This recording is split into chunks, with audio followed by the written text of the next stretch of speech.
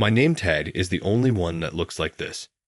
With quivering hands, Lily handed me a name tag that proudly said middle school graduate. Then she broke down in tears right then.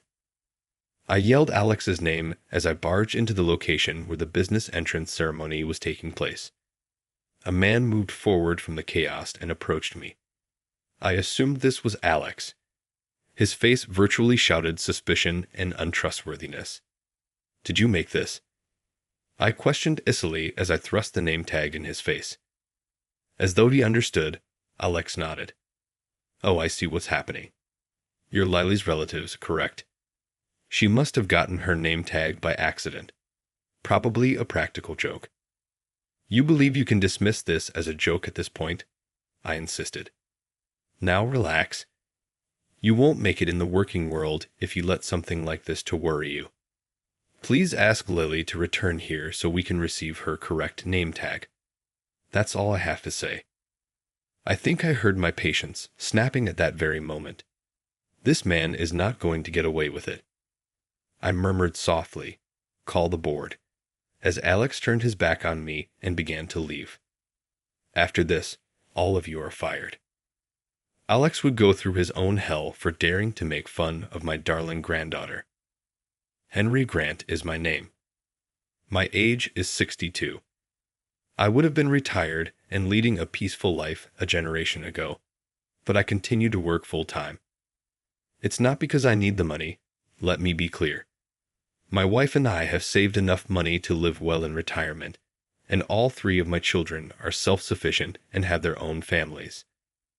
I don't retire for the straightforward reason that I can't bear to leave the career I've dedicated decades of my life to. I appear to be a workaholic by nature. When I was younger, work was on my mind all the time, even while I slept. Every time I went on a lengthy vacation, I would eventually become sick. I therefore used to work through my vacation days. These days, I strive to avoid working extra and assign chores to my subordinates. My wife and kids chastise me for going overboard, so I'm coming in on the weekends less frequently. Although having less time for work is a little annoying. I am thankful that I still have a job that needs me at my age. Luckily, my health has always been terrific.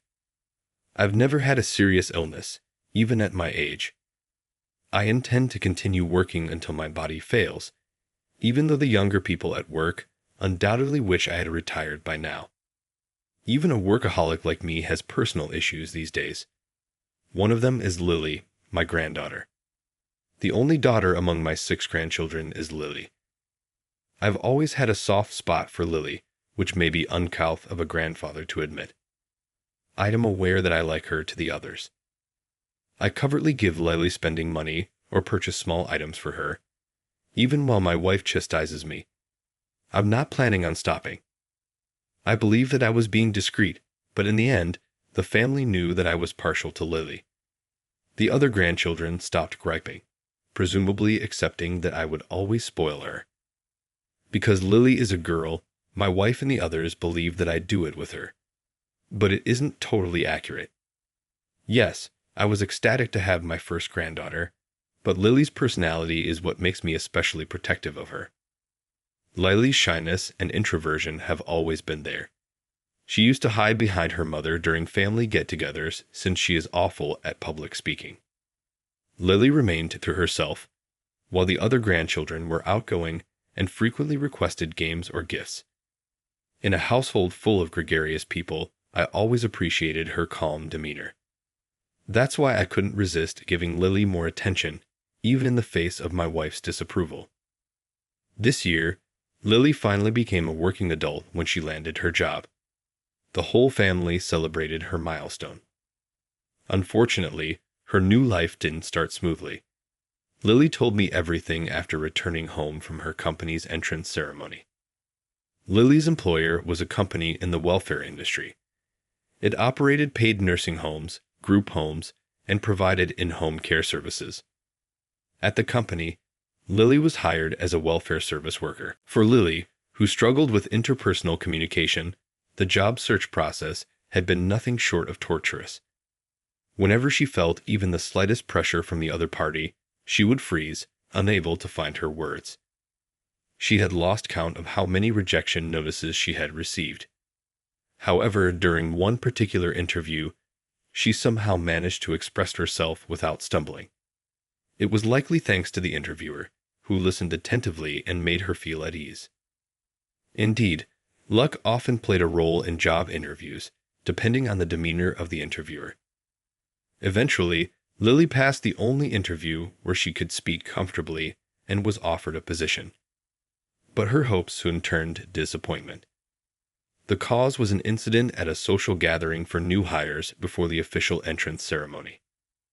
The gathering was intended to help the new employees build rapport, but it was there that Lily caught the attention of Alex, the HR officer in charge of training new employees. As the organizer of the event, Alex stood before the new hires and began to speak. "All right, everyone. May I have your attention? My name is Alex, and I'm the HR officer responsible for new employee training. Think of me as the organizer of this little gathering. If you have any problems, feel free to come to me. Now then, let me start by saying congratulations on your job offers." The other new hires around Lily responded with words of gratitude, prompting her to hurriedly bow and thank him as well. Alex seemed pleased with the reaction and continued, "Okay, let's get to know each other better. After all, you're going to be colleagues. Let's do some introductions. Your name, school background, motivation for joining the company, and anything else you'd like to add. Let's start with the person over there." The first person he pointed to looked visibly nervous, but Lily was even more anxious. Introducing herself in front of strangers for Lily. This was an enormous hurdle. However, it was an unavoidable step as she embarked on her new life. Recalling the practice she had done for interviews, Lily mustered her courage. Finally, it was her turn. "My name is Lily. I hold a high school equivalency certificate. I want to gain skills and experience here to become someone who can help others in need. I may cause some trouble at times, but I look forward to working with all of you." As Lily finished her trembling introduction and bowed, the room erupted in applause. She had somehow managed to do it. Just like everyone else, relieved, Lily lifted her head and was about to take her seat. But one person wouldn't let her. It was Alex from the HR department. "Wait a moment, Lily. May I ask you something?" With a mischievous grin, he continued. "A high school equivalency certificate. Does that mean you didn't graduate from high school?" "Yes, I dropped out," Lily replied hesitantly. Her hesitation was understandable. Lily had been unable to attend school during her high school years due to severe bullying by her classmates. After spending some time at home due to school refusal, she eventually decided to leave school entirely.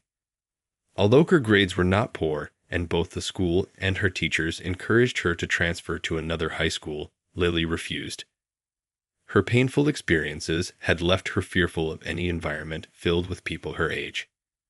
After dropping out, she studied independently and passed a high school equivalency exam. Despite struggling through the job search process, she had finally secured a position. But Alex, unaware of Lily's past, continued to press her mercilessly. "Oh, so you dropped out of high school. What a waste. Getting in and then quitting. Why? Why did you drop out?" "Well, that's... I see. It must be something you can't talk about.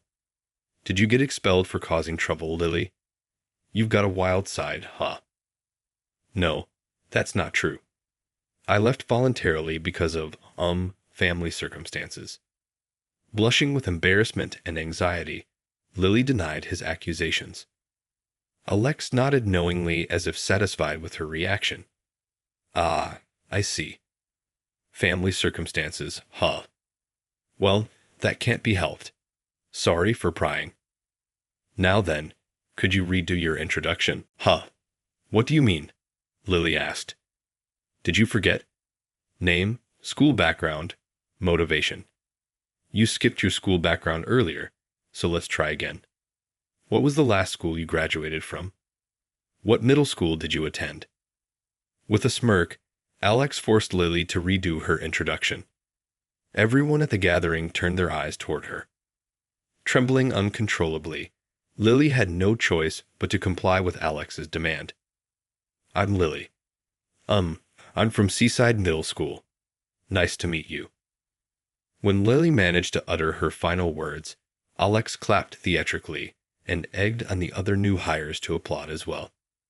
After that, the atmosphere during the gathering changed, and Lily was treated like someone to be avoided. The experience brought back memories of the hell she had endured in high school. It left her utterly crushed, but she chose not to share it with her family. She couldn't bear to disappoint them, especially after they had celebrated her job offer with so much joy. Then came the day of the entrance ceremony. Following the ceremony, a group training session for all new employees was scheduled. There was no doubt Alex, the HR trainer, would be there. Remembering the incident at the gathering, Lily felt a heavy weight in her chest, but skipping the ceremony on her first day at the company was out of the question. That morning, her entire family came out to see her off. "Lily, congratulations on starting your new job. If anything pleasant happens, tell me right away, okay? No matter what, I'm always on your side." "Thanks, Grandpa, but I'll be fine. Well, I'm off now." Encouraging herself with a quiet, "I'll be fine. I'll be fine," Lily headed to the entrance ceremony. When she arrived at the venue, she saw many other new hires milling about nervously. Among the faces, she spotted some from the gathering that day.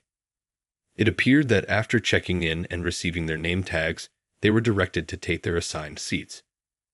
Lily joined the line for check-in, feeling tense, and gave her name to a young staff member who seemed to be part of HR. The staff member smiled warmly. "Congratulations," they said before searching through the pile of name tags for Lily. But no matter how much they searched, Lily's name tag couldn't be found. The staffer repeatedly asked for her name and cross-checked the employee list, drawing attention from others in the process. As someone who hated being the center of attention, Lily stood frozen in discomfort. Then, from the crowd, the last person she wanted to see appeared. It was Alex from HR.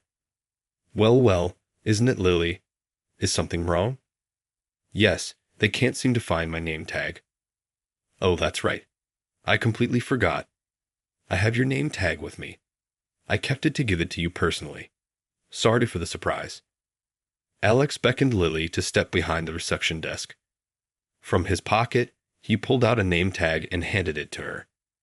Suspicious of his behavior, but not wanting to appear rude, Lily accepted the name tag and thanked him. "Thank you. Wait, what is this?" The moment she looked at it, she was speechless. The name tag Alex handed her didn't have her name on it. It read, "Middle School Graduate." As Lily stared in shock, Alex, clearly pleased with her reaction, sneered. "That's good enough for you, isn't it? You should be grateful I made a name tag for a middle school grad like you. If you don't like it, just go home." Humiliated and overwhelmed, Lily ran out of the ceremony venue without looking back. She made it home barely 5 minutes after arriving at the ceremony. When she returned, she came straight to my room and tearfully told me everything about what had happened at the gathering and the entrance ceremony. Only my name tag is just like this. With trembling hands, Lily handed me the name tag that said "Middle School Graduate" and broke down crying right there. "You did well to endure it, Lily. Leave the rest to me," I said, placing my hand gently on Lily's head as she lay on the floor, sobbing uncontrollably. It seemed it would take some time for her to calm down. I called my wife to take care of Lily, then had one of my subordinates bring the car around and headed straight to the entrance ceremony venue. Though I was stopped at the reception desk, I pushed past them and stormed into the venue. The ceremony was in progress, but I didn't care. I shouted at the top of my lungs, "Alex, come out here right now." The room fell silent for a moment, followed by a wave of murmurs through the crowd. A man walked toward me. This must be Alex. He had an untrustworthy face that practically screamed suspicious. I am Alex, and who might you be? If you're here to cause trouble, I'll call the police, he said. Ignoring Alex's question, I held out the name tag. Alex looked at it and nodded as if everything made sense. Oh, I see now. You must be Lily's family. That name tag must have been handed to her by mistake. It's probably just someone's prank. Honestly, these young folks today are so fragile, running to their families over something like this. You think you can dismiss this as just a prank? I shot back. Come on, calm down. If she's going to crumble over something this minor, she'll never survive in the working world. I'll make sure she gets her proper name tag. Tell her to come back here now, if you'll excuse me. At that moment, I swear I heard the sound of my patient snapping. This guy wasn't getting away with this. As Alex turned his back on me and started to walk away, I spoke quietly. Call the board. You're all fired. What are you saying? Are you senile or something? Alex snapped. I still hadn't answered your first question, kid. My name is Henry Grant. I run your parent company. Let me make this clear. It wasn't an empty bluff. I spent decades in the welfare industry and currently oversee multiple companies as their CEO. The company Lily joined happens to be one of my subsidiaries. Out of respect for Lily's wish to secure a job on her own, I had stayed out of her job hunt. But this harassment, that was a different story. Intervening in subsidiary affairs is something I can easily do. As soon as I introduced myself, the executives seated at the VIP section began to stir. Alex, who initially didn't believe me, grew pale as he sought his superiors. Panic. Wait, you're joking, right? You're the CEO of the parent company. That can't be. Alex, what are you doing?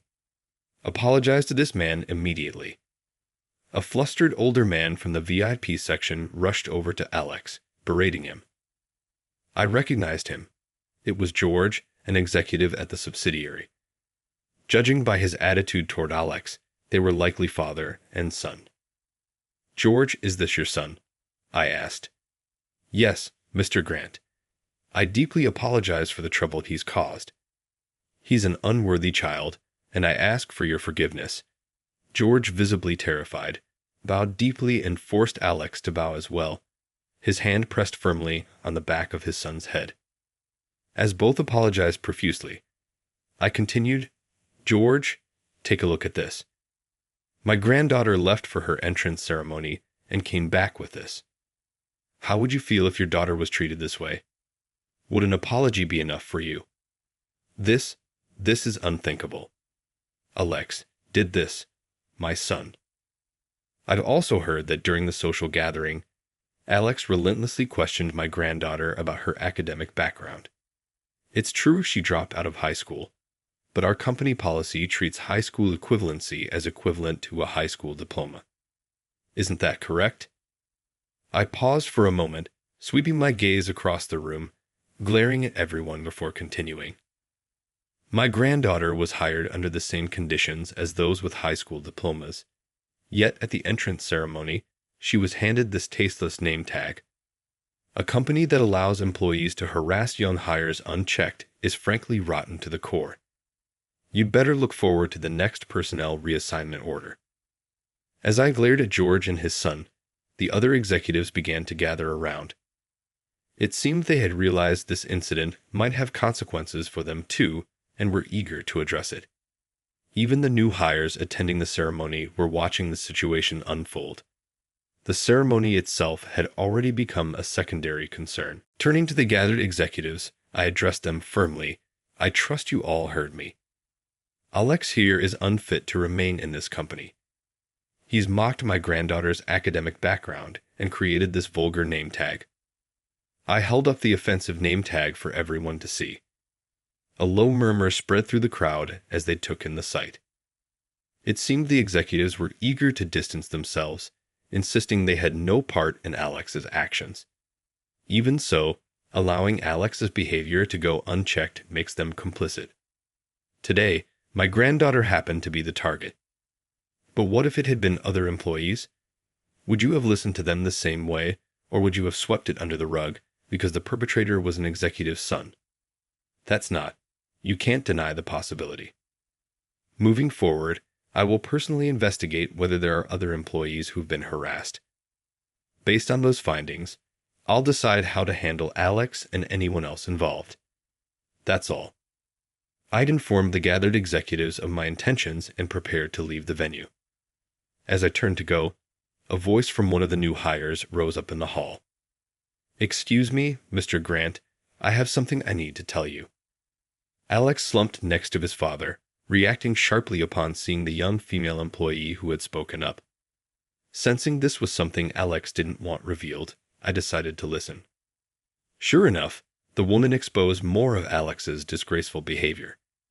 She recounted how, during the new hire gathering, Alex had asked her inappropriate personal questions about her measurements and touched her inappropriately. Later, he had tried to invite her out for drinks, but she declined out of fear. Then Alex had threatened her, saying, "I'm the son of an executive. If you cross me, you'll regret it." Luckily, another new hire happened to show up at the right moment, preventing the situation from escalating further. However, the woman had carried her unease into the entrance ceremony. "Damn it, that woman. I told her not to tell anyone." Alex shouted, "What have you done?" "It seems my granddaughter wasn't Alex's only victim," I said firmly. "I'll be conducting a thorough investigation of all employees, including new hires. I'll leave one of my subordinates here to ensure no one intimidates the staff or tampers with evidence. Anyone caught covering this up will be fired immediately." With that, I finally left the entrance ceremony venue and returned home. Later, I heard that the situation spiraled into complete chaos. More victims of Alex's harassment came forward, and at one point, George and Alex even got into a physical altercation. As promised, I conducted a thorough investigation, interviewing employees to uncover the truth. The results were damning, and I took decisive action against Alex and others at the subsidiary. First, Alex, the main culprit who had hurt Lily, was fired. It turned out that, beyond the woman who had spoken up during the ceremony, numerous other women had suffered similar harassment at his hands. Using his status as the son of an executive, Alex had repeatedly targeted female colleagues and subordinates, behaving as he pleased without fear of consequences. The reports from multiple victims left his father, George, unable to shield him any longer. Ultimately, George himself was also dismissed from the company. It wasn't just Alex who faced consequences. Following the investigation, the inquiry revealed cases of harassment and abuse of power by other employees, particularly toward younger staff members. Several employees were reassigned or faced salary reductions. A few individuals were also removed from their executive positions. In the wake of this large-scale personnel shakeup, I sent trusted subordinates to the subsidiary to take over key roles. This was part of a deliberate effort to remove the corrupt elements and bring in fresh leadership, with the goal of revitalizing the company. I'm confident that my subordinates will transform the subsidiary into a more transparent and supportive workplace. As for Alex, he'd been engaged to a woman introduced to him by his father. However, the exposure of his malicious harassment toward female employees caused the engagement to be called off. Having lost both his job and his fiancée, Alex now reportedly spends his nights indulging in aimless partying and heavy drinking. His initial employment at our subsidiary had been secured solely through his father's connections.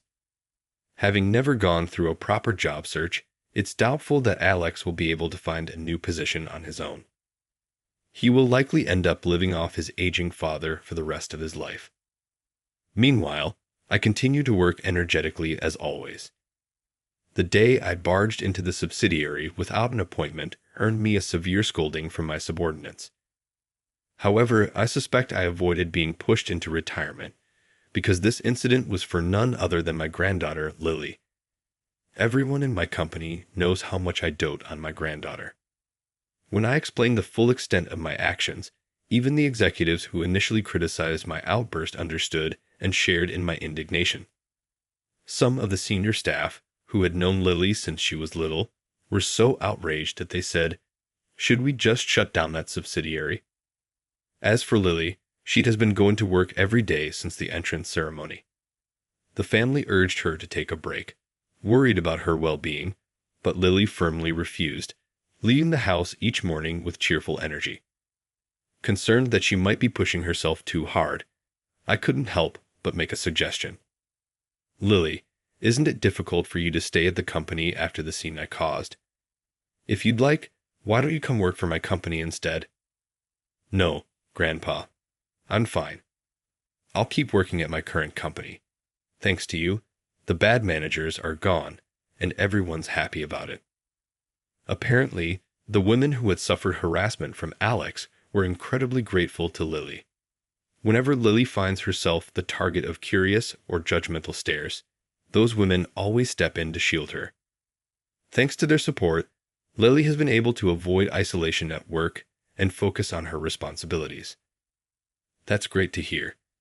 It's reassuring to know they're looking out for you," I said, relieved. But to my surprise, Lily shook her head. Then, with a serious expression, she looked at me and said, "I've always relied on others to protect me. Whether it was you, my friends, or my coworkers, but I can't keep depending on others. I need to learn to protect myself. If I don't, I'll just keep running away like I did in high school."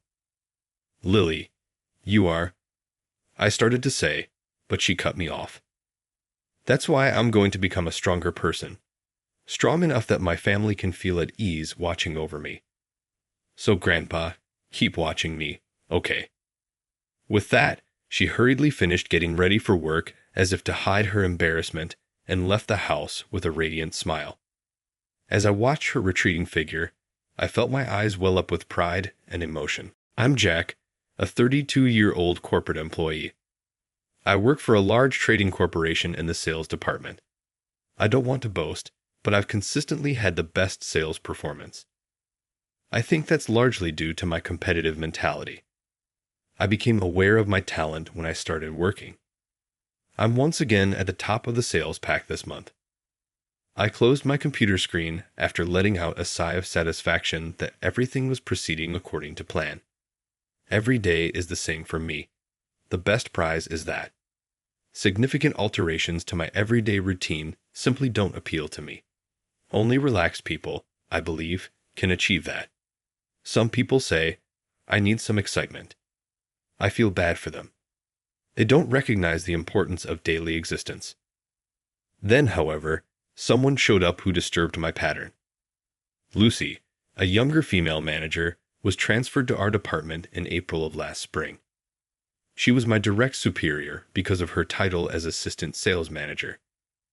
I have always had trouble with women in general, but it's not like I have a grudge against her. This is for a reason. My mom fled the house, leaving my dad and me alone. Don't get me wrong, my dad wasn't violent or had a drinking issue whatsoever. Instead, Dad was frequently ill, and my mother was the one who looked after him. I'm not sure if she grew weary of taking care of him. As a middle schooler, she left a note and left when I got home. "Take care of your dad for me." My mother's letter contained only that information.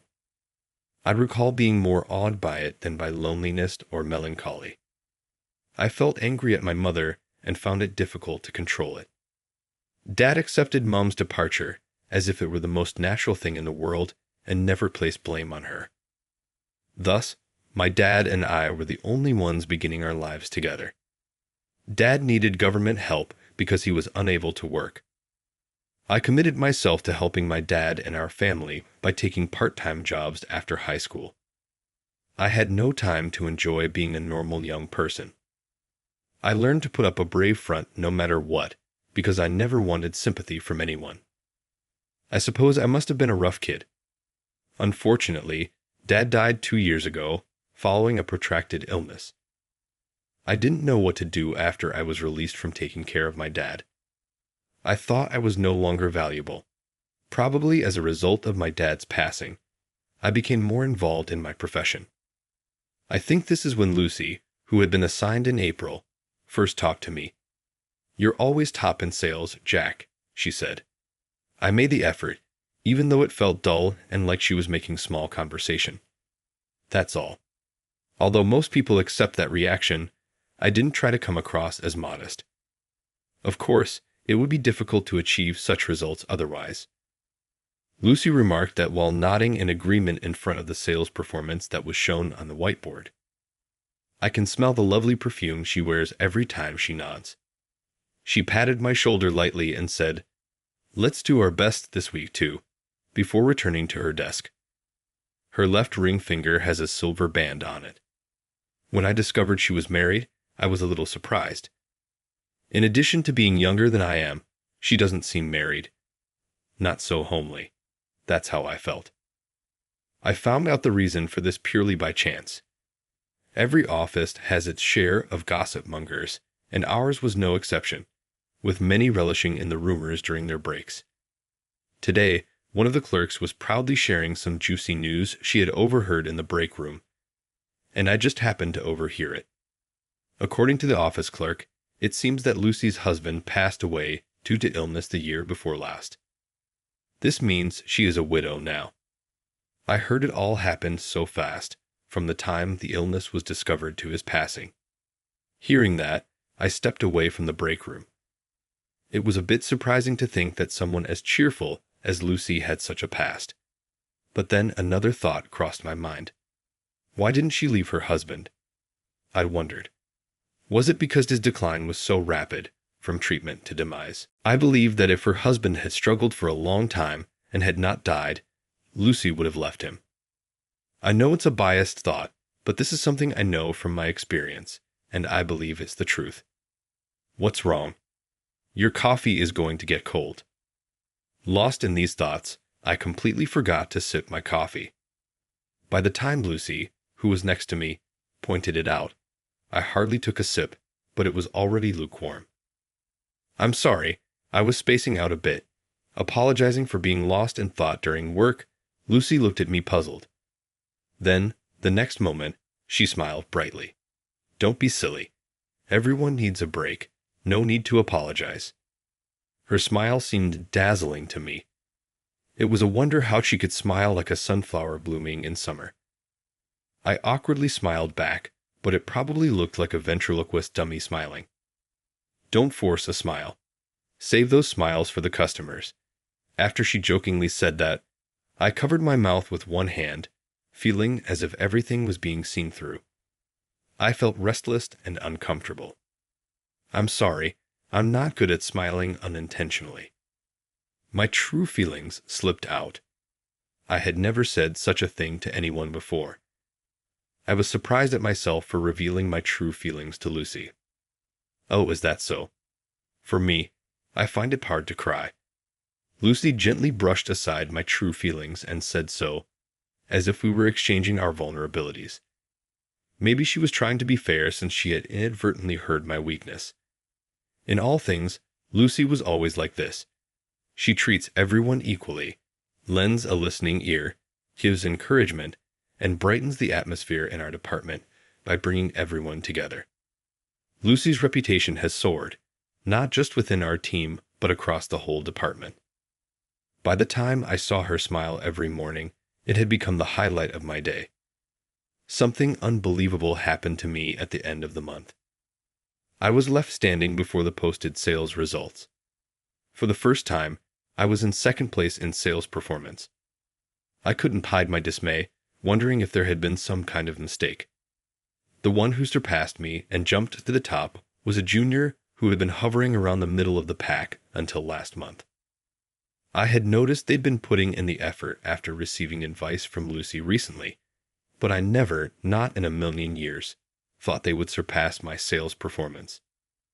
As I heard the cheers of my junior behind me, I kept telling myself to stay calm. Losing my composure was not an option.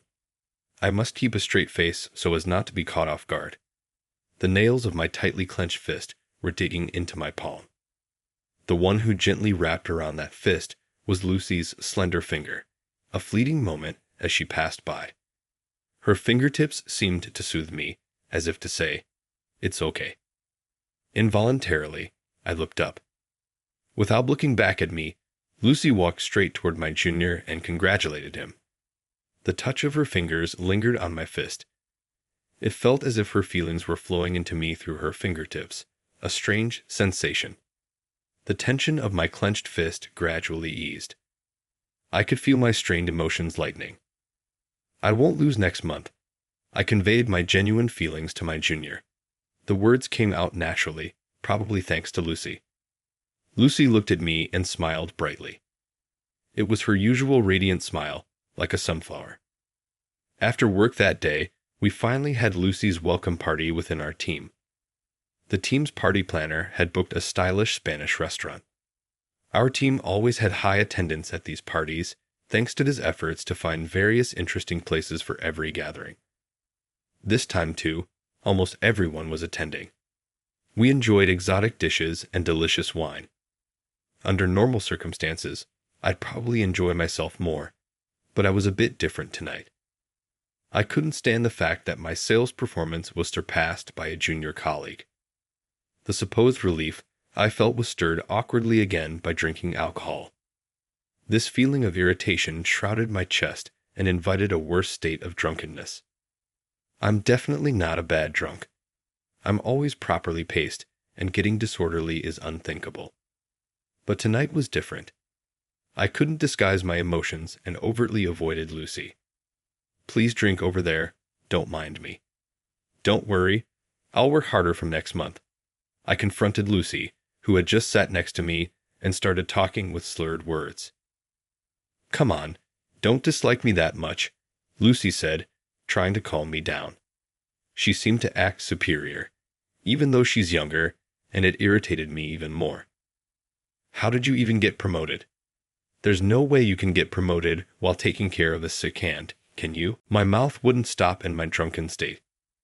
I know I'm in trouble in my head, but harsh words just keep spilling out of my mouth. "Oh, you seem to know a lot." "I'm a more capable woman than you think." "Jack." Lucy brushed off my sarcasm with a complacent attitude. Even that attitude started to anger me. "Jack, you struggle with women, don't you?" she said with a mischievous grin, making my heart race, and I unintentionally got lost for words. "See? Bullseye. Spot on. Right?" she continued. "That's why. Whatever you say, Jack, it's fine by me." Taking a sip of red wine, Lucy said it with a straight face. This is her true feeling, I thought. It's like she thinks she knows everything about me. "What do you know about me, being younger and all?" I found myself getting defensive. The room's atmosphere suddenly turned icy. It seems my voice was louder than I thought. "I do know." "Too bad you don't like me, do you, Jack?" she said, sticking out her tongue in a teasing manner. Lucy seemed to provoke me. I, irritated, unintentionally stood up from my chair. Lucy looked up at me with challenging eyes. "I never said such a thing," she said. "I can tell, even if you don't say it," I replied. She pouted her lips, somehow looking a bit sullen. After a few similar exchanges, I was the one who lost my cool first. I drank the wine I had in my hand in one go and leaned toward Lucy, shouting, "That's what I'm saying. I like you." In that moment, Lucy, with wide-open eyes, looked up at me. Being able to surprise her, I felt satisfied. In the next moment, I blacked out. The next day, I woke up in my room with a hand holding my aching head. I was so embarrassed about making a fool of myself at the party that I wished the ground would swallow me up. Alone, I tossed and turned in bed. "You're awake, huh?" What I heard from the kitchen was Lucy's voice, and I was so startled. It felt like my heart might jump out of my mouth. "Jack, you passed out after that. Tom and I brought you back. We missed the last train, so we had to impose." Approaching with a bottle of mineral water in one hand, Lucy looked somewhat refreshing without makeup. "I'm so sorry." While accepting the bottle of mineral water, I apologized for my disgraceful behavior last night. Lucy smiled warmly and said, "It's all right." "Oh, but I also have something to apologize for." "What is it?" I asked, looking at her. Lucy, looking a bit guilty, clasped her hands together toward me. What on earth could she have done to me? I thought. If it's about what happened at the party, I really don't remember anything. I fought to turn off the TV, but it was left on. And then a DVD started playing. I saw Cute Jack. She sticks out her tongue and says, "I'm sorry." I glanced toward the TV on the table in front of me. An old DVD case was carelessly left there. Recalling what was being watched, I felt embarrassed knowing that Lucy had seen such a thing. I really wished I could just find a hole and hide in it. "You saw it, huh?" I said. "Feel free to laugh." A grown man doing something like that, I uttered in despair. "Why?" she asked. "I think it's wonderful. Remembering and valuing family is a wonderful thing, isn't it?" I managed a wry smile as she asked me this, her face filled with curiosity. What Lucy happened to see was a home video taken when I was a child. It documented a time when I was most happy. My dad was still somewhat well, my mom was at home, and I was laughing innocently, oblivious to any hardships.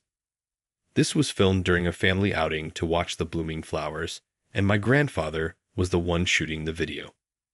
He probably offered to handle the camera, so that the 3 family members could be framed in the shot. I was so young, adoring my parents, not having the slightest inkling that this happiness would crumble. Sometimes, I watched this video to remind myself that I, too, had happy moments.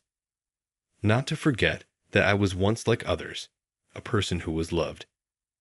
This wonderful family fell apart a few years later. I felt the urge to tell Lucy everything then.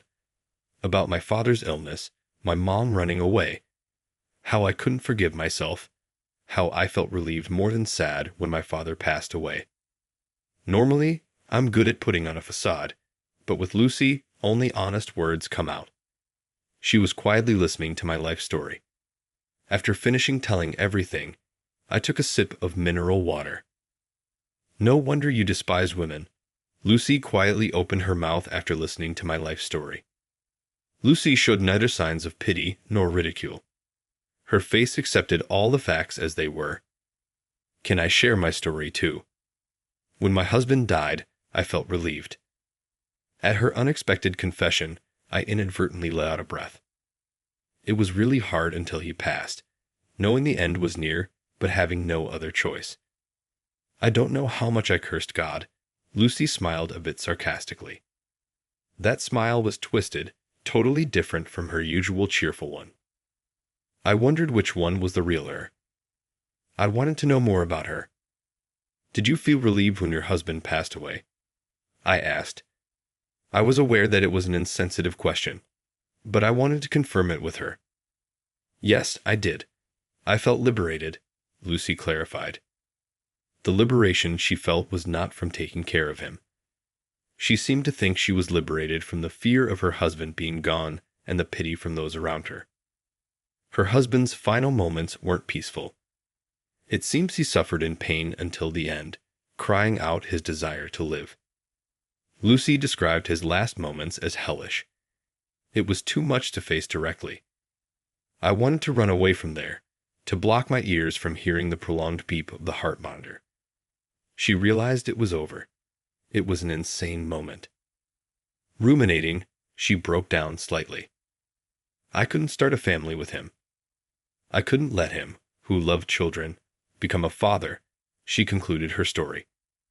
I felt as if I had learned a secret hidden within her. Maybe she didn't ridicule me because she had experienced significant loss. Loss teaches you things, something Lucy knows firsthand. I wanted to say something comforting, but no words came to my mind. "See you on Monday, then." Lucy left after saying this. After she left, I got out of bed to check the kitchen and found a pot of easy-to-digest vegetable soup on the table. There was a note: "Heat it up and eat." The refrigerator was stocked with sports drinks. Lucy's thoughtfulness, her affection, was appreciated. From this day on, Lucy's presence in my life grew increasingly significant. I found myself hoping that she felt the same.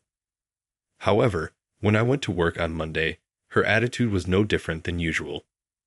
I was taken aback, thinking we had a special connection, sharing secrets no one else knew. But no, it was just boss and subordinate. Nothing more, nothing less. Such a relationship continued until the next spring. It was almost a year since Lucy was transferred. When spring came, and the cherry blossoms were in full bloom, I felt lighthearted. Every year, perhaps my body remembers the joyful times. Sunday was the anniversary of my father's passing, so I went to visit his grave. I cleaned it neatly and offered fresh flowers, a candle, and a cigarette, his favorite, together. I remember my father sneaking cigarettes despite doctors' warnings. He would laugh while smoking in his sick bed, saying, "This is the one thing I can't give up." Thinking back, he might have been a strange father. I wonder what kind of life he would have led if he hadn't been sick. I watched the smoke from the candle and cigarette rise into the air, imagining his life. Usually, I would feel more depressed visiting this grave, but not this time.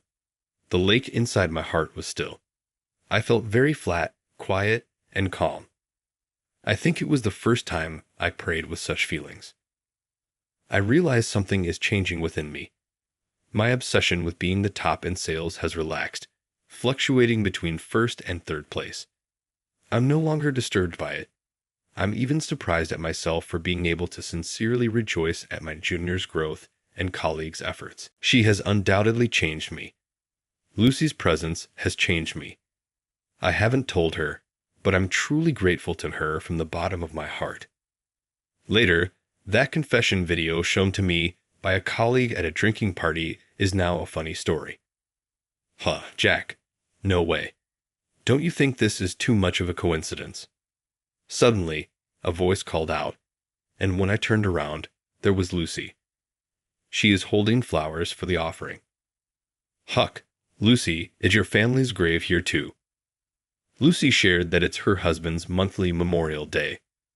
Somehow, I find myself helping out with the cleaning. Lucy carefully polishes the tombstone, offers a candle, and lights a cigarette, just like I do. My dad was the same. Cigarettes, I mention. Lucy smiles and says, "Really?" Such selfish people, really. Despite being sick, as she lights a per-second cigarette. They can smoke all they want in the afterlife, she says, laughing freely.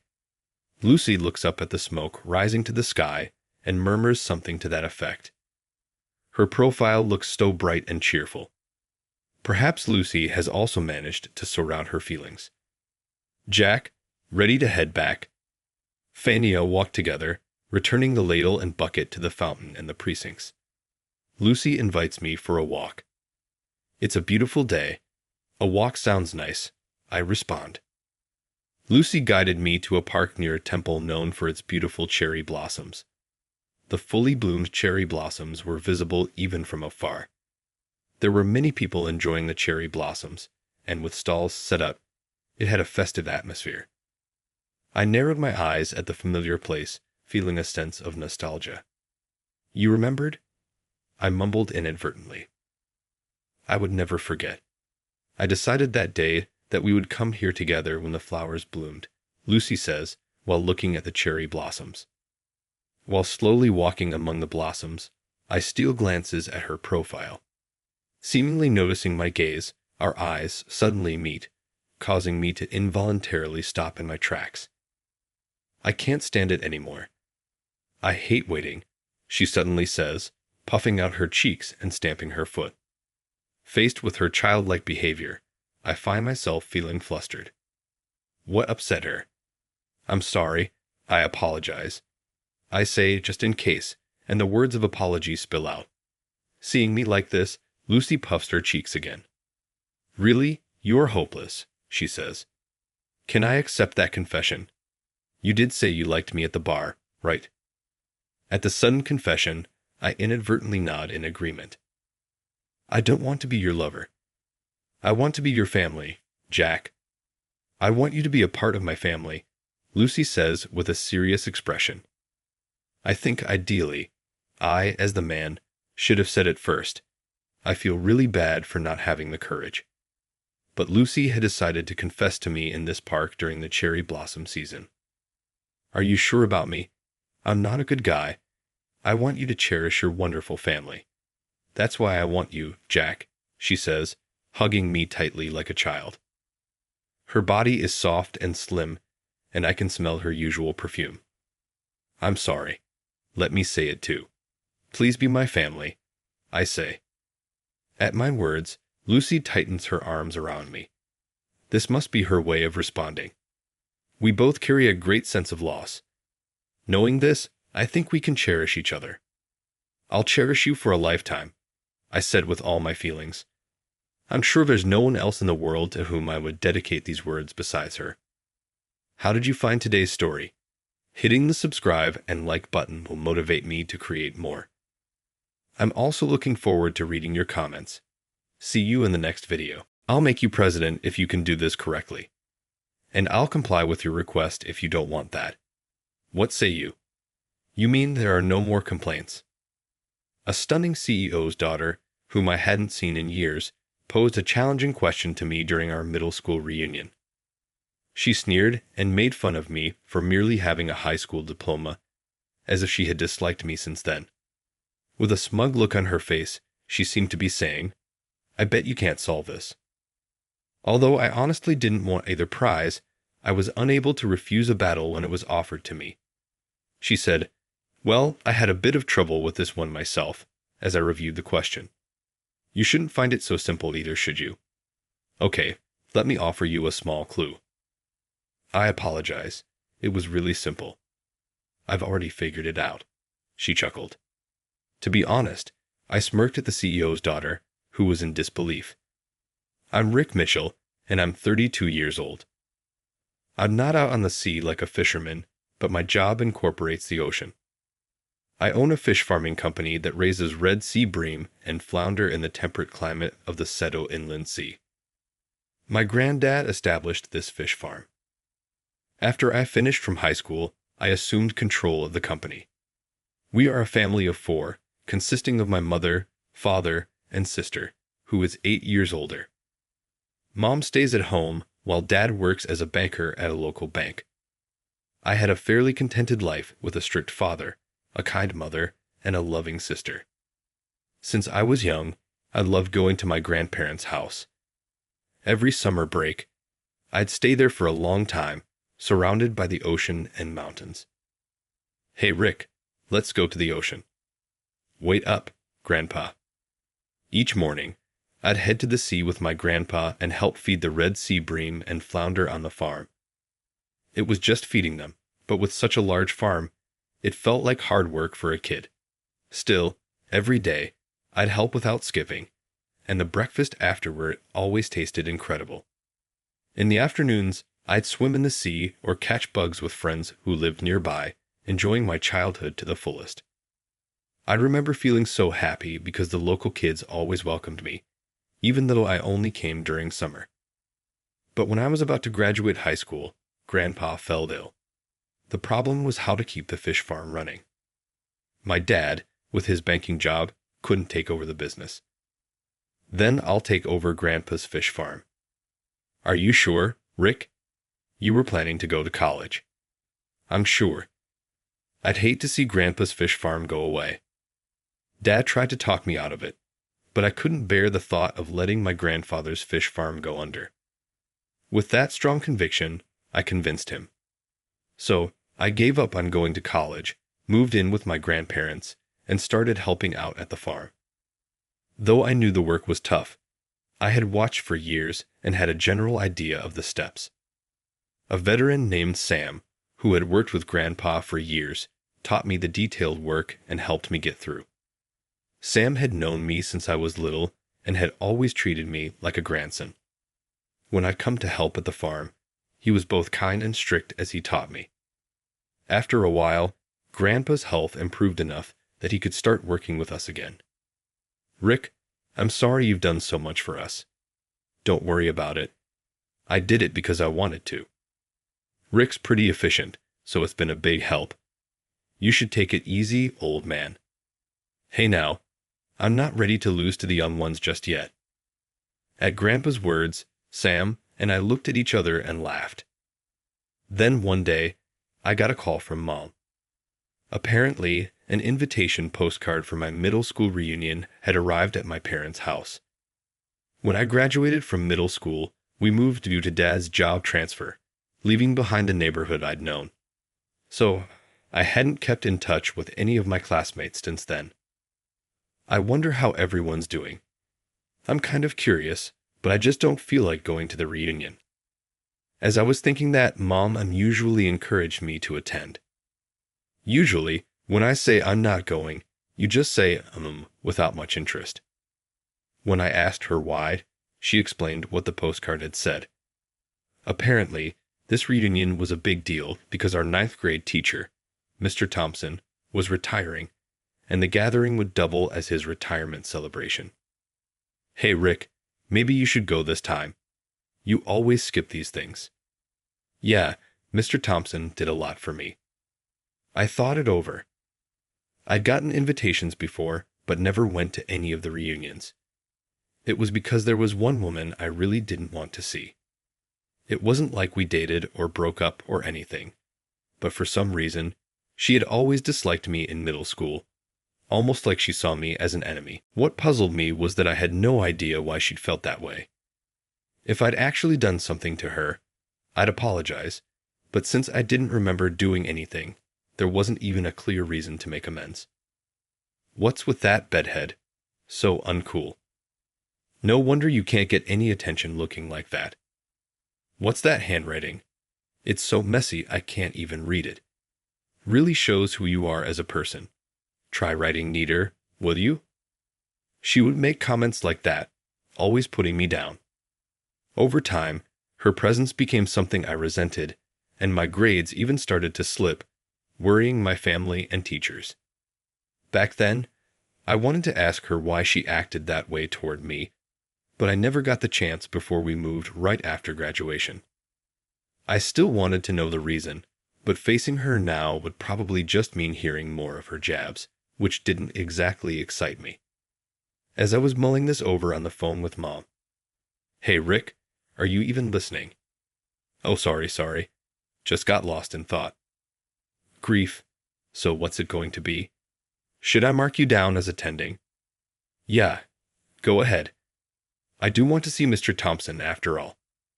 After some hesitation, I decided I really should go this time to thank Mr. Thompson for everything he'd done.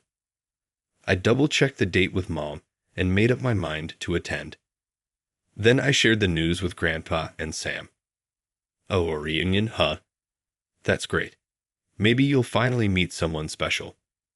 Rick could find himself a lovely bride, no doubt. Guys, reunions aren't for that.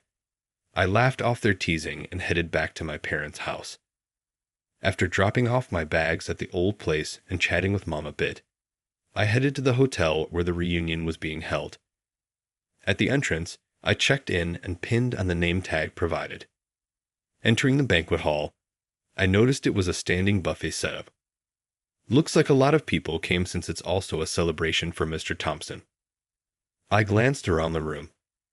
Even though it had been years since middle school, some people hadn't changed much at all. "Hey, are you Rick?" "No way.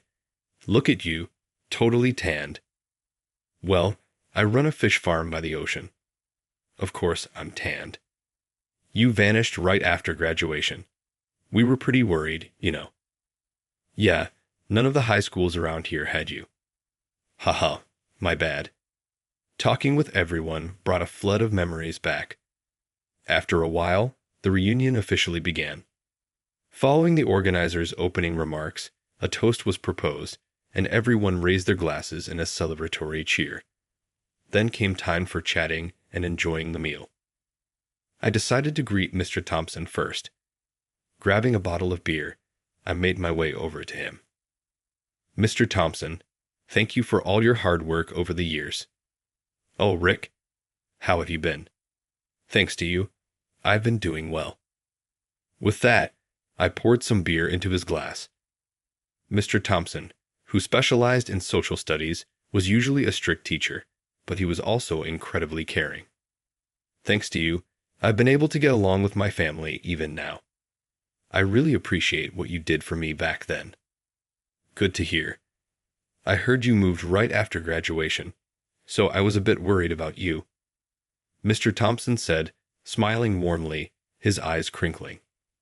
Mr. Thompson, I. Just as I was about to continue, more classmates began gathering around him. I wanted to talk with him more, but with people crowding in one after another, there was no chance for a relaxed conversation. Oh well, I'll talk to him later, I thought, and returned to the group of classmates. We reminisced about old memories and chatted about what everyone was up to. Some had found success, while others were still facing challenges, but we all agreed it was wonderful to reunite like this. As the reunion reached its midpoint, a bingo game began. Just as the energy picked up, a stunning woman with flowing hair entered the room a bit late. People started murmuring, "Who is that? She's gorgeous." The whole room began buzzing, but I recognized her immediately. Her name was Emma Harris. She'd been beautiful even in middle school, but seeing her now, more stunning than I could have expected, took me by surprise. The others soon realized she was Emma too, and whispers spread as they noticed her. Listening in, I gathered that after high school, she'd gone to Tokyo University and even won the Miss Tokyo University title. Thanks to her looks, she was also the daughter of the president of Harris Foods and was now on the board there. But while everyone else admired her, I felt my body tense up. She was, after all, the reason I'd avoided previous reunions.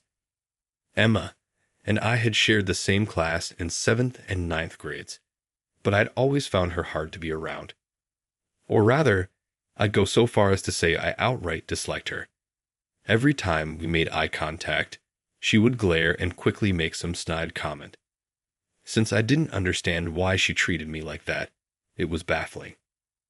How could I possibly like someone who openly disliked me? In academics too, we'd always vied for the top 2 spots in our grade.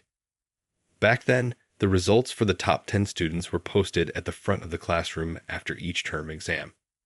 Whenever she took first place, she'd ridicule me as if she'd won some grand prize. When I came out on top, she'd get visibly frustrated, vowing to beat me next time. At first, I would respond, but it got tiring. Eventually, I just let it slide. But Emma kept up her one-sided rivalry, and I never understood why I deserved her scorn. Whenever she insulted me, I just gritted my teeth, waiting for the storm to pass. Seeing her now brought all those unpleasant memories flooding back, so I slipped toward the back of the room, hoping to avoid her. But Emma scanned the room and, catching sight of me, immediately started walking over. Great, she found me. I tried to dodge by talking to someone else, but it was too late. She reached me first. "Oh, Rick, it's been a while. You look well." Yeah, thanks. You look well too, Emma." "Of course. Keeping healthy is essential, don't you think? By the way, I heard you didn't go to college and are working on a fish farm." "Well, yeah. That figures.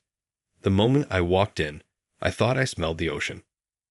As expected, Emma wasted no time throwing out a sarcastic comment, even going so far as to hold her nose while giving a smug little laugh. For some reason, she seemed to know that I worked at a fish farm. Did she dig into my background with her connections as a CEO's daughter? Or maybe she just asked someone here. Either way, whatever. Glancing around, I saw people nervously watching us from a distance. It felt just like old times, and I realized that Emma probably wanted to belittle me, the high school grad, and show off in front of everyone. She grabbed a whiteboard set up for entertainment and started writing something on it. I sighed, recognizing this as her typical behavior, unchanged even now. "Hey everyone. Is there anyone here who can solve this problem?" she called out. Silence fell over the room. Even the event organizer looked uneasy, watching to see how things would unfold. Knowing no one would be able to answer, Emma spun around and looked directly at me. "Oh, that's right. I wonder if Rick who jumped straight into the workforce with just a high school diploma, can solve this problem. The Miss Tokyo University beauty and CEO's daughter had likely chosen this tough question just to mess with me. The question, a challenging math problem in English, was clearly meant to trip me up. Classmates whispered to each other, consulting those around them. Do you think anyone can solve that? What are you trying to prove with this out-of-the-blue problem? I muttered. Nothing, really. Oh, but if you get it right, I'll make you president. No way that's happening. I'm a CEO's daughter. I can make that happen. Or if you don't want that, I'll do whatever you say. How about that? No excuses, right? She looked triumphantly at me, as if to say, I bet you can't solve this. Her words had the whole room buzzing, and classmates started cheering, caught up in the excitement. Honestly, I didn't care about either prize, but I couldn't walk away from a challenge. I glanced over the problem. Oh, I see. Did you really think I couldn't solve this? Well, I struggled a bit with this one myself. As good as you were in school, this shouldn't be too easy for you, right? Fine, I'll give you a hint. Out of kindness, she said with a grin. Actually, I've already solved it, I replied casually. What? I easily wrote out the solution on the whiteboard. By the way, didn't you have something else to say? Nothing at all, she snapped. Really? Anyway, this is the right answer, isn't it? I asked, pointing to my solution. She glanced at the board, eyes wide, and whispered, Yes, it's correct. The crowd burst into cheers, congratulating me. Wow, Rick, that's awesome. You're still as sharp as ever. At that moment, Mr. Thompson, who had been quietly watching, walked over, clapping. Well, that was quite entertaining. Oh, Mr. Thompson, I'm so sorry for the scene, Emma stammered, bowing her head. Then she shot me a glare. Oh, scary, I muttered. No need for that look.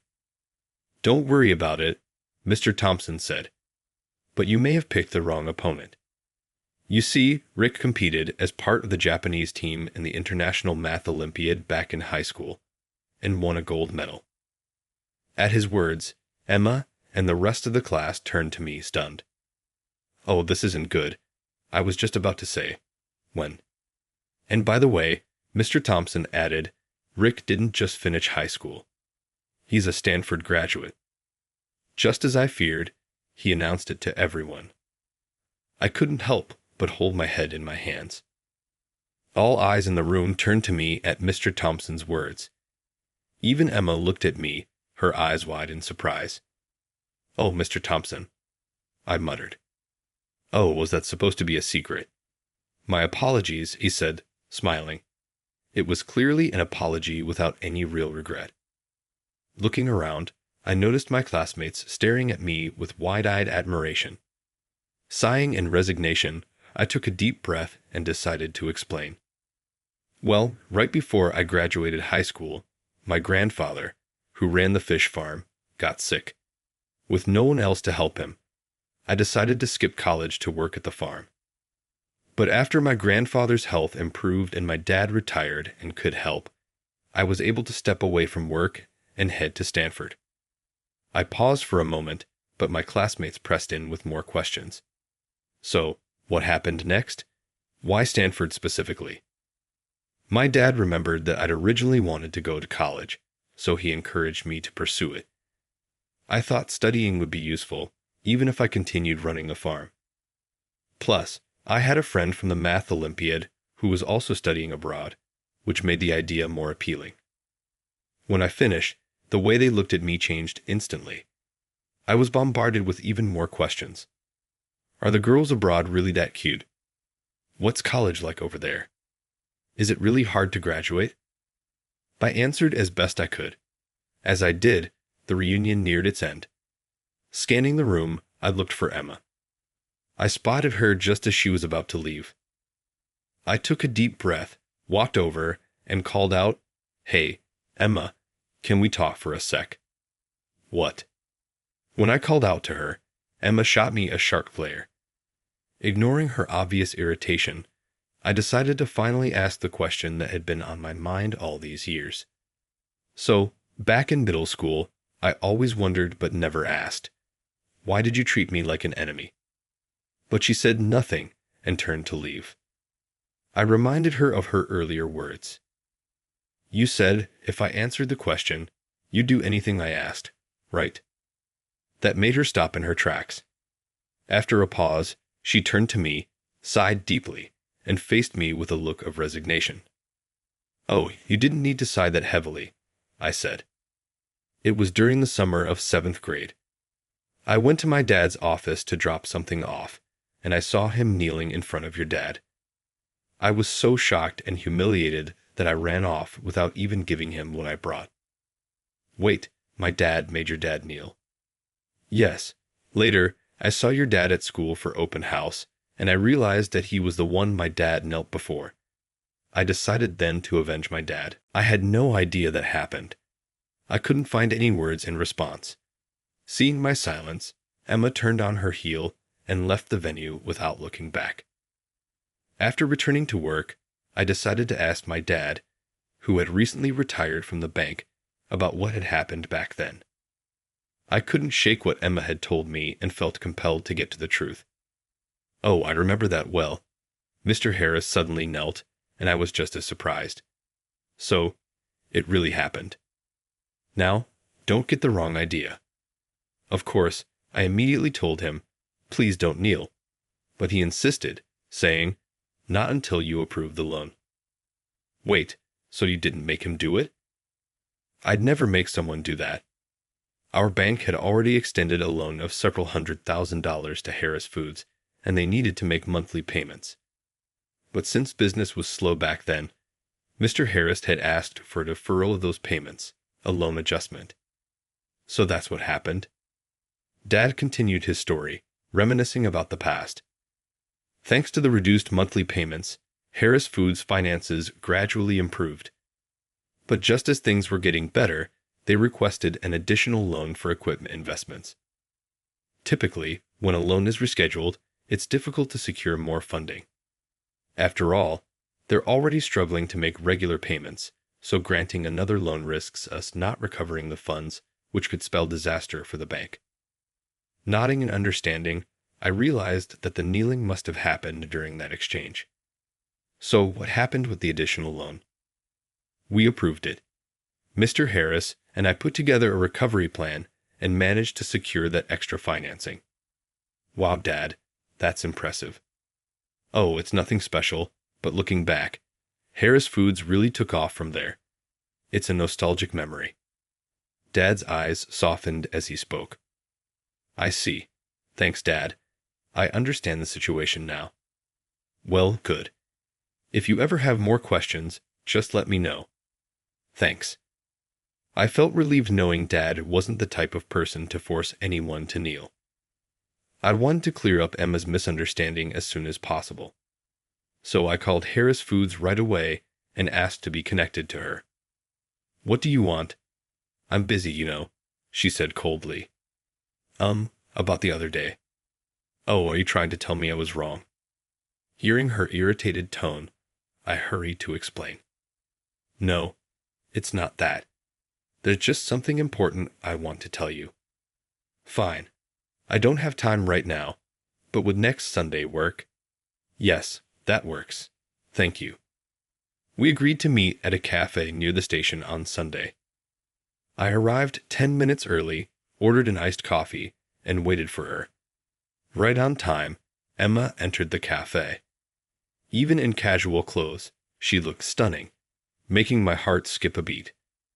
At the reunion, she'd worn a chic suit, but today she had on a sleeveless top and slim capri pants, a much more relaxed look. I then shared with her everything Dad had told me. Wait, really? I had no idea that happened, she murmured, visibly taken aback.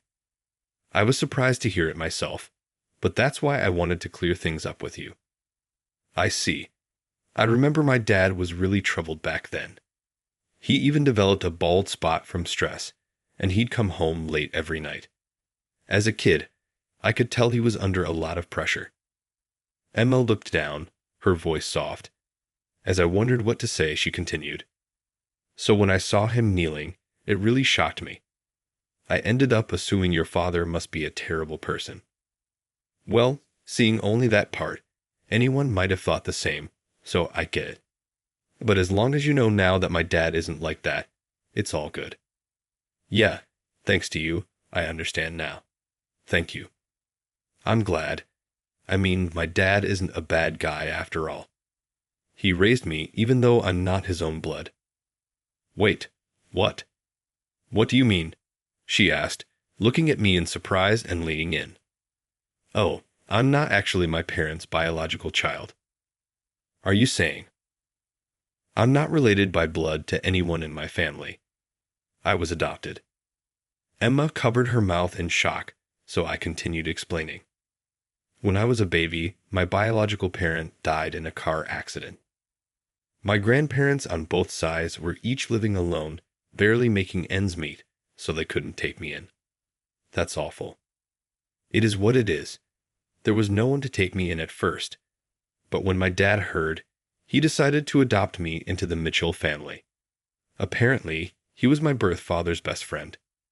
So I'm not related by blood to my dad, mom, sister, or even my grandpa. So that's how it was. While I spoke casually, Emma looked visibly affected, a dark expression crossing her face. I hadn't meant to make her feel that way, and I scratched my head awkwardly. I'm sorry.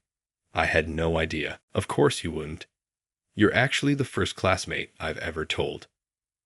But then, how did you realize that your current parents aren't your biological parents? Well, I noticed something was off right when I started ninth grade. My parents are both type O, and so is my sister, but I'm the only one with type O blood. Even though two type O parents can only have a type O child, right? She nodded thoughtfully. So, yeah, I was really shaken when I realized I wasn't related by blood. I didn't know if I should even ask my parents about it. I was so stressed out that my grades dropped. Come to think of it, you weren't yourself for a while. Was that why? Yeah, but then one day, my homeroom teacher, Mr. Thompson, noticed something was up and reached out to me. So I told him about it, that I was the only one in my family with a different blood type. Do you know what he said? Let's see. Emma folded her arms, thinking deeply. The answer was, that's what you're worried about. She laughed. That sounds just like Mr. Thompson. Right? But his advice really helped me. Then he said something that stuck with me. The people you think of as your parents are your true parents. Does a blood connection really matter? Even in marriage, people start as strangers, but they become family. You were raised with love in the Mitchell family. If you ask me, that's more than enough. But what do you think? Rick and Emma chuckled warmly. That's so like him. That's something few teachers would be able to say. Right after that, he talked with my parents, which was a huge help because I didn't know how to bring it up myself. My parents said they'd plan to tell me once I became an adult, but I figured it out first. They must have been so flustered.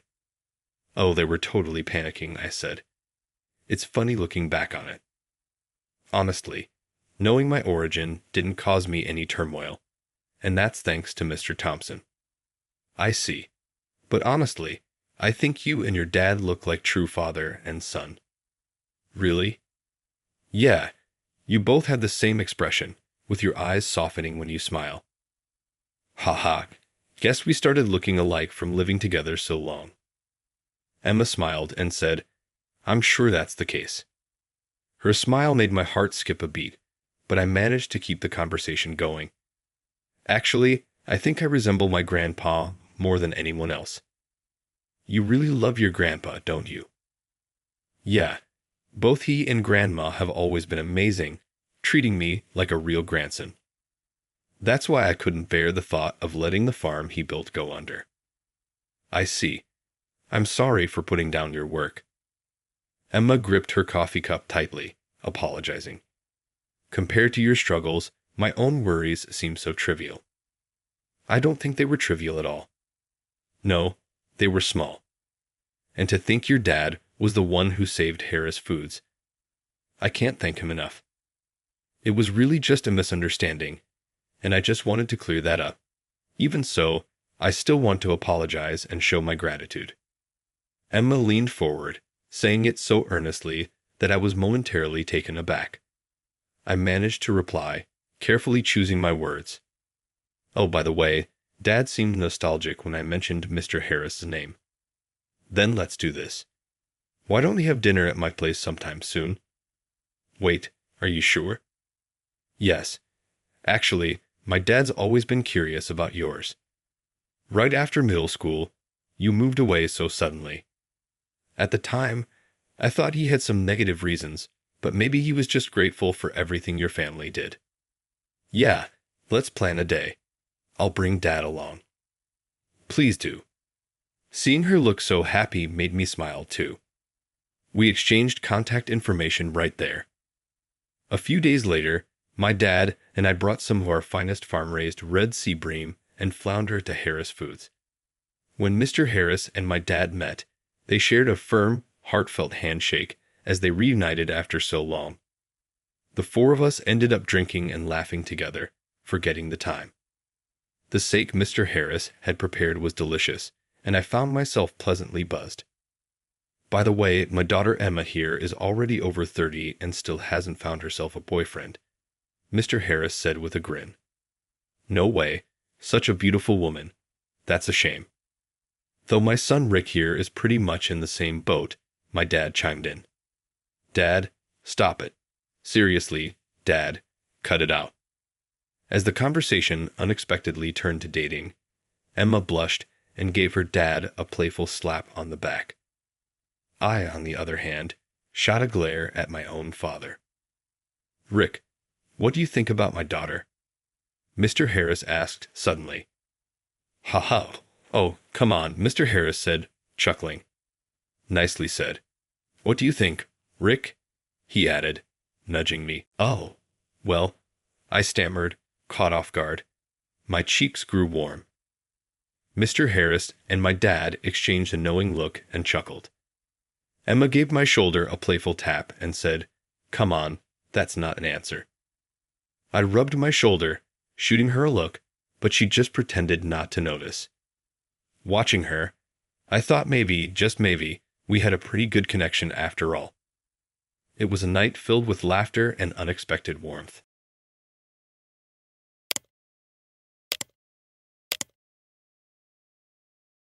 You'll come early on Friday to set the table, right, Audrey? My mom asked over the phone, her voice brisk and full of purpose. I pressed the phone tighter against my ear, momentarily stunned. Wait, what's happening Friday? The dinner party for Brian's promotion, she said, as though it should have been obvious. I frowned, switching the phone to my other ear. I wasn't invited. Well, of course not, she replied, her tone dismissive. It's mostly Brian's colleagues and friends. You wouldn't really fit in. Her words stung, but I kept my tone neutral. But you still want me to come and set the table. Exactly, she said, as though I'd just solved a puzzle. You're so good at these things, Audrey. You've always had an eye for detail. And don't worry about staying long. Just help set up and make sure everything's ready. We'll handle it from there. I closed my eyes, letting her words sink in. Once again, I wasn't good enough to be a guest, but I was indispensable when it came to doing the grunt work. My name is Audrey, and for my family, I'm not much more than a reliable extra. The one they call when they need someone to clean up a mess or make sure everything is picture perfect for Brian's endless parade of accomplishments. I've been overlooked and underestimated for years, but hearing my mom casually dismiss me like this, like I wasn't even worth pretending to include, still cut deep. That's fine, I said finally, my voice steady despite the anger simmering beneath the surface. What time do you want me there?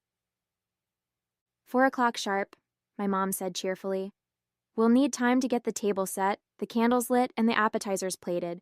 Oh, and could you bring some extra napkins? We might run out. Sure, I said, forcing a tight smile she couldn't see. Thanks, Audrey. You're such a lifesaver, she added before hanging up, not even waiting for me to say goodbye. I set my phone down and stared out the window of my small apartment, the frustration building with every passing second. I'd moved out years ago to escape this exact dynamic, but no amount of distance seemed to matter. As I sat there, my phone buzzed with a notification. A reservation app I hadn't used in months popped up with a suggestion: a table for one at my favorite restaurant this Friday night. My finger hovered over the screen, hesitating for only a moment before I tapped reserve. For once, they could manage without me. By Thursday afternoon, my phone was buzzing nonstop. "Don't forget to pick up the extra napkins," one text from my mom read. "Brian's boss is bringing his wife, so make sure the table settings are perfect," came another. Each message made me grip my phone tighter, my frustration growing by the second. They hadn't even bothered to ask if I wanted to help. They just assumed I'd show up like always, ready to work behind the scenes. But this time, I had other plans. Living in my own apartment was supposed to give me some space from their constant demands, and for the most part, it had. But when it came to family events, it didn't seem to matter where I lived or how many miles were between us.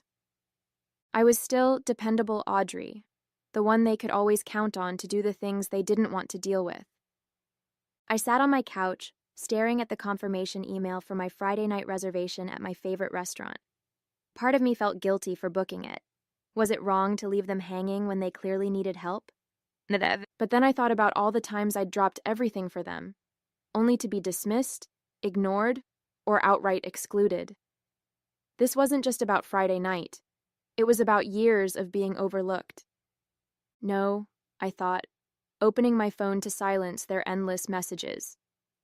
This time, they can figure it out on their own. On Friday morning, my mom called. "Audrey, just a quick reminder to be here by 4, she said cheerfully. "We're counting on you to make sure everything's ready before the guests arrive." I hesitated for a beat, then said, "Don't worry, Mom, I'll take care of it." "Oh, good," she said, clearly relieved. "You always know how to make things perfect. I don't know what we'd do without you." "Yeah," I replied softly. "I know." As the day went on, I got ready. Not to help with their dinner party, but for my own night out. I put on my favorite dress, did my makeup, and grabbed my purse, feeling a strange mix of nerves and excitement. When I locked the door to my apartment and stepped into the cool evening air, a weight lifted off my shoulders. For the first time in years, I wasn't putting their needs above my own. By the time the clock struck 7:30, I was seated at my favorite table, a glass of wine in hand and a smile on my face. Let them figure it out, I thought, savoring the first sip. Tonight they were on their own. As I settled into my seat at the restaurant, the world outside seemed to fade away. The soft hum of conversation, the clinking of glasses, and the warm glow of candlelight made me feel at ease in a way I hadn't experienced in years. The waiter approached with a menu, smiling warmly. "Good evening. Are you ready to order?" "Not just yet," I replied, "but I'll take a glass of your house red to start." He nodded and disappeared into the background, leaving me to savor the moment. Back at my parents' house, I could only imagine the chaos. My mom would probably be pacing around the kitchen, wondering why I wasn't there yet. My dad would try to calm her down with his usual, "She's just running late." And Brian? He'd probably assume I'd flaked out, because in his world, I was always the unreliable one. I thought about how they'd react when it finally dawned on them. I wasn't coming. The wine arrived, and I took a sip, letting the rich flavor linger on my tongue. As I glanced around the room, I noticed other diners, some laughing with friends, others enjoying quiet moments alone. I realized this was the first time in years I'd treated myself to something like this. No errands to run, no tables to set, no family demands to meet. For once, it was just about me. Meanwhile, my phone buzzed in my purse, but I ignored it. I already knew the texts and voicemails piling up. "Where are you, Audrey? The guests will be here any minute. Why aren't you answering your phone?" I almost felt sorry for them. Almost. When the waiter returned, I ordered a dish I'd been eyeing for months, but had never found the right occasion to try. As the meal arrived, beautifully plated and steaming with rich aromas, I couldn't help but smile. This was what freedom felt like, deciding what I wanted, when I wanted, without anyone else's expectations weighing me down. By the time dessert arrived, I was completely at ease. The tiramisu was decadent, the perfect end to a perfect evening. Let them scramble, I thought, savoring another bite. They'd figure it out eventually, and maybe, just maybe, they'd start to realize how much they'd taken me for granted. But for now, that wasn't my problem. Back at my parents' house, the scene was everything I'd imagined, and worse. "Where is she?" my mom demanded, pacing back and forth in the kitchen. Her voice had that sharp edge it always got when things weren't going according to plan. "She said she'd be here," my dad replied, his tone half reassuring, half uncertain. "Maybe she got held up." "Held up?" my mom snapped, throwing her hands in the air. "It's not like Audrey has anything else going on. She knew how important tonight was. How could she just disappear?" Brian strolled in, adjusting his tie with a smirk. "Honestly, I don't know why you keep relying on her. She's always been flaky." "Flaky?" my dad echoed, raising an eyebrow. "She's done everything for this family. She probably just forgot the time." "Forgot?" My mom's voice was shrill now. "She was supposed to be here an hour ago. The table's not set, the candles aren't lit, and the appetizers are still in the fridge. What am I supposed to tell our guests when they walk into this mess?" Brian shrugged, pulling out his phone. "Not my problem. Maybe next time don't put all your faith in someone who—" "Enough!" my dad barked, silencing him. Meanwhile, I was halfway through my dessert at the restaurant, blissfully unaware of the chaos. The tiramisu melted in my mouth as I took another bite, savoring the layers of espresso-soaked ladyfingers and mascarpone cream. Across the room, a couple was celebrating an anniversary, their laughter filling the air. It felt good to be here, surrounded by warmth and light, instead of at home where my efforts would have been overlooked and unappreciated. My phone buzzed again, but I didn't even glance at it. Tonight, their emergencies weren't mine to solve. Back at the house, the tension had reached its boiling point. My mom finally grabbed her phone and dialed my number, her hand trembling with frustration. The call went straight to voicemail. "She's ignoring me," she said, staring at the phone in disbelief. Brian snorted. "I told you, unreliable." My dad sighed, running a hand through his hair. "Enough, Brian. Let's just focus on getting things ready. Audrey's not here, so we'll figure it out ourselves." "That's easy for you to say," my mom muttered. "You're not the one who has to explain this disaster to our guests." The doorbell rang, and the first guests arrived, stepping into a house that was anything but ready. My mom plastered on a smile, but I could tell, even from miles away, that she was seething inside. I could imagine her glancing around the unfinished dining room, the unlit candles, and the untouched appetizers, silently cursing me for not being there. And for the first time, I didn't care. As the evening wore on, I took my time, relishing every moment at the restaurant. The server had just refilled my glass of wine when I decided to take a peek at my phone. The screen lit up with a flood of missed calls and text messages. "Where are you? Guests are arriving. Everything's falling apart. We need you now." "You're being so selfish, Audrey." I smirked, setting my phone back down without responding. For years, I'd dropped everything to help them. Tonight, they could manage without me. Back at the house, the dinner party had devolved into barely contained chaos. The dining room table was set, but it lacked the polished touch my mom had been counting on.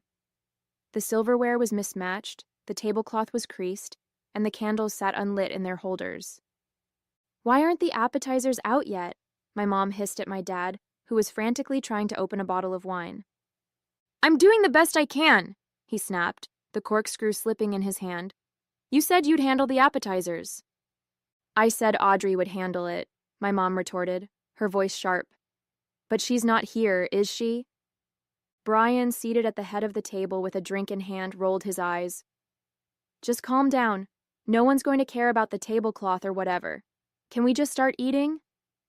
"Brian, this is your dinner party," my mom said, her face flushing with frustration.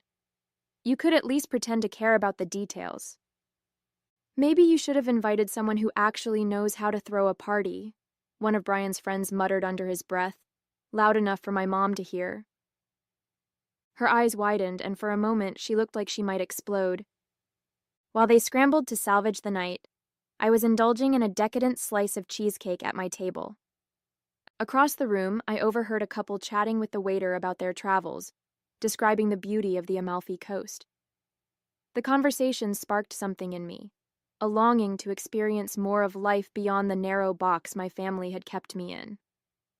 I made a mental note to add travel to my list of priorities, along with continuing to prioritize my happiness. As the dinner dragged on, my phone buzzed one last time. This time, it was a text from my dad. "We're sorry, Audrey. We shouldn't have assumed you'd handle everything. Can we talk later?" I read the message twice, my emotions a mix of satisfaction and vindication. For the first time, it seemed like they were starting to understand what they'd taken for granted. But tonight wasn't about them. It was about me. With that, I turned my phone off and signaled the waiter for the check. By the time I left the restaurant, the air outside was crisp and quiet, a welcome contrast to the chaos I imagined was still unfolding back at my parents' house. I strolled to my car, feeling lighter than I had in years. For once, I wasn't weighed down by their demands or expectations. Tonight, I had chosen myself, and it felt amazing. As I started the engine, my phone buzzed again. I debated ignoring it, but decided to check. It was another message from my dad. "Dinner's over. Your mom is furious, but I think she understands now. Can we talk tomorrow? Please." I exhaled slowly, a mix of emotions swirling inside me. Was this genuine regret, or just another attempt to pull me back into the role they'd always expected me to play? I put the phone down without responding. Tonight wasn't about fixing things with them. It was about proving to myself that I didn't have to live under their thumb anymore. Back at the house, the fallout from my absence was in full swing. Guests had left earlier than expected, citing early mornings and long drives. The kitchen was a mess of half-empty plates and wine-stained glasses, and the once pristine tablecloth was now crumpled and dotted with spills. Brian had retreated to the living room, scrolling on his phone without a care in the world, while my mom stood in the kitchen, glaring at the disaster in front of her. "This wouldn't have happened if Audrey had been here," she muttered, slamming a plate into the sink. "Maybe," my dad said, leaning against the counter. "Or maybe we shouldn't have expected her to handle everything in the first place." She turned to him, her eyes narrowing. "What's that supposed to mean?" "It means," he said slowly, "that Audrey has done more for this family than any of us give her credit for. And maybe it's time we start appreciating her instead of taking her for granted." My mom opened her mouth to argue, but paused, her expression softening just slightly. By the time I got home, the messages had stopped. I slipped off my shoes, poured myself a glass of water, and sank into the couch, feeling a deep sense of calm. The night hadn't been perfect. It wasn't like one dinner would change years of being overlooked. But it was a step. For the first time, I had set a boundary, and it felt like the start of something better. As I turned out the lights and headed to bed, I thought about my dad's last message.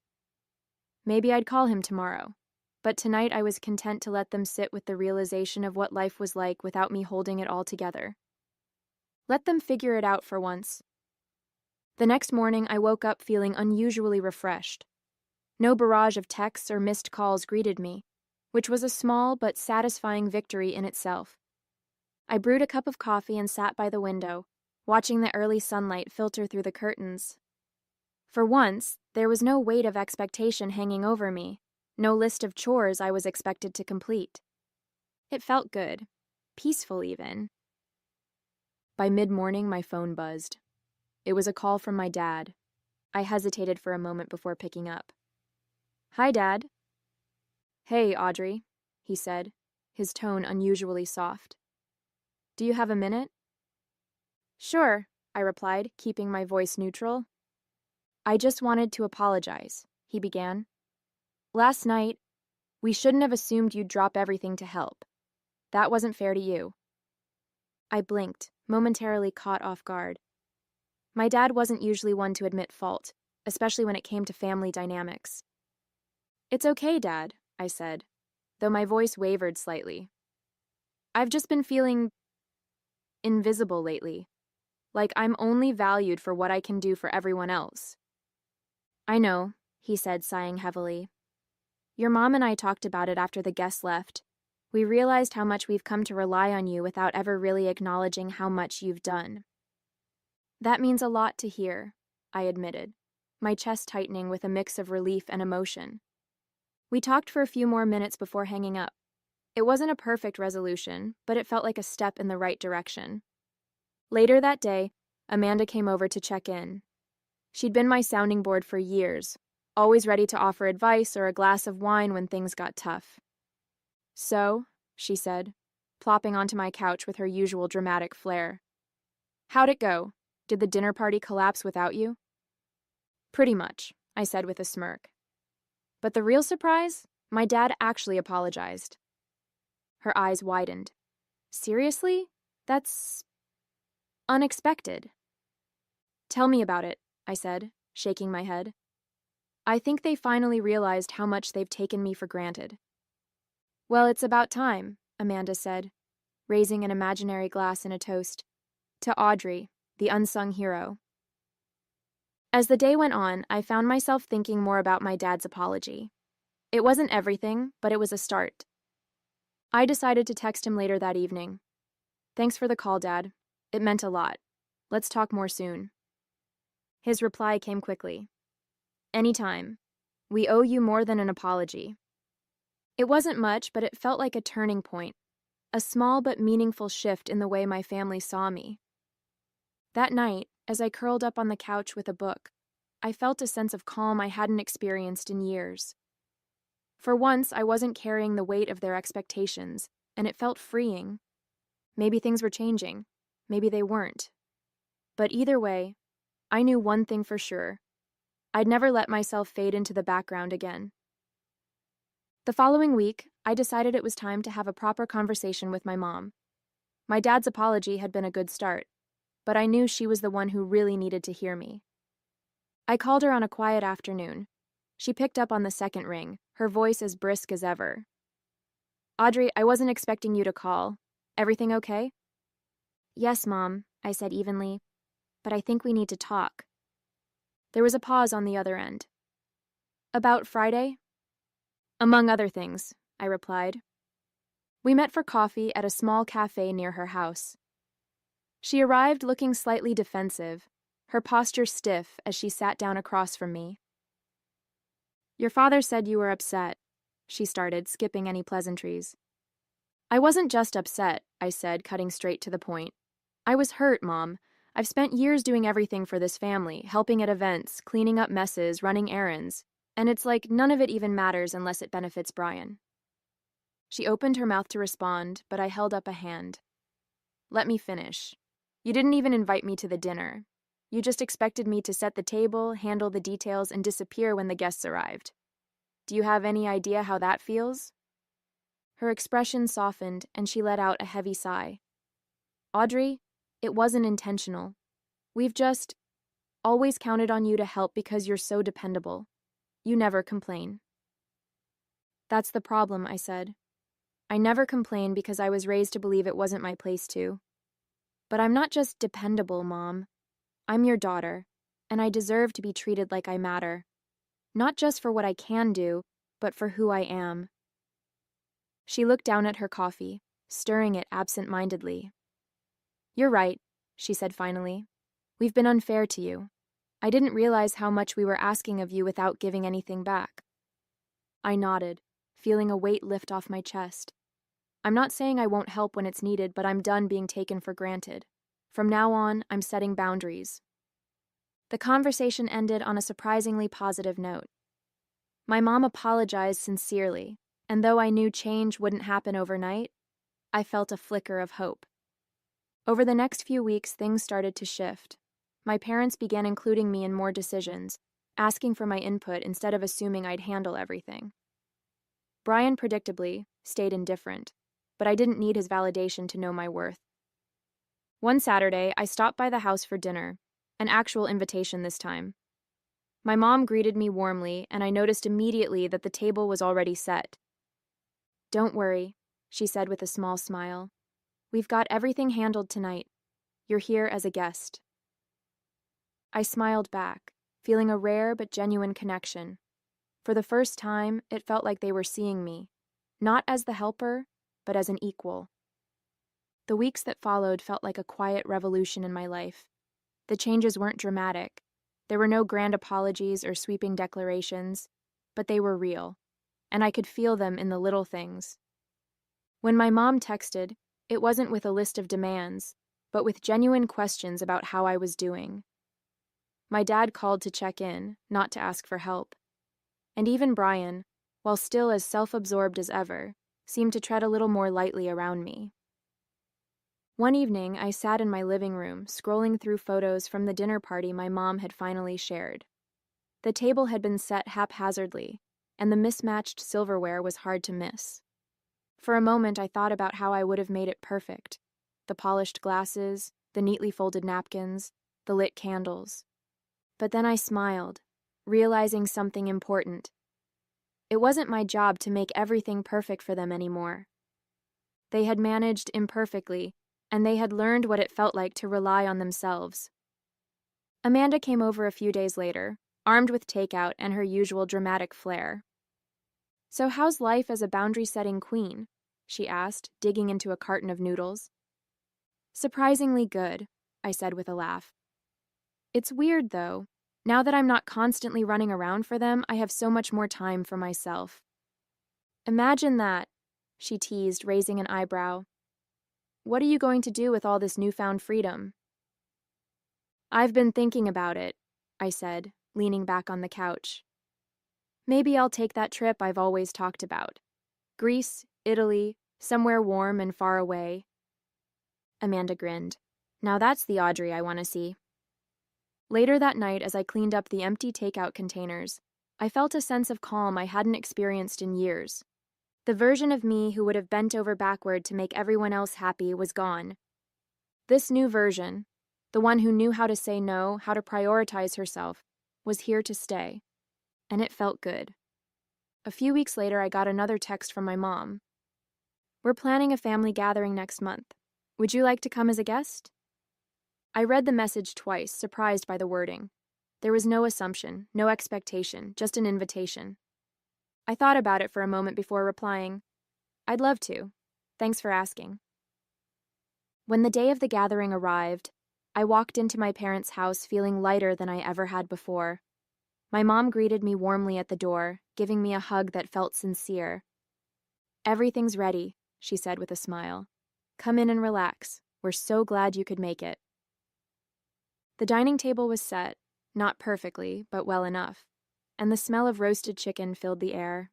My dad was in the kitchen pulling appetizers out of the oven, while Brian lounged on the couch, chatting with some of the other guests. For once, I wasn't rushing around behind the scenes, trying to make everything flawless. As the evening went on, I found myself enjoying the gathering in a way I hadn't before. I laughed with my dad over a silly story from my childhood, shared a glass of wine with my mom, and even exchanged a few cordial words with Brian. It wasn't perfect, but it didn't need to be. Later that night, as I helped my mom bring out dessert, she gave me a grateful smile. "I'm really glad you came tonight," she said softly. "It's nice having you here, just as you are." The words caught me off guard, but I could tell she meant them. "Thanks, Mom," I said, feeling a warmth I hadn't felt in years. When I left the house that evening, the air was cool and quiet. As I drove back to my apartment, I reflected on how much had changed. My family wasn't perfect, and they probably never would be. But they were trying, and for the first time, I felt like they truly saw me. Not just as someone they could rely on, but as a person with her own needs and boundaries. And for the first time, I felt like I could see myself clearly too. Back at home, I curled up on the couch with a book, feeling a deep sense of contentment. The version of me who had walked out of their dinner party weeks ago was still here, stronger, more confident, and finally free to live life on her own terms.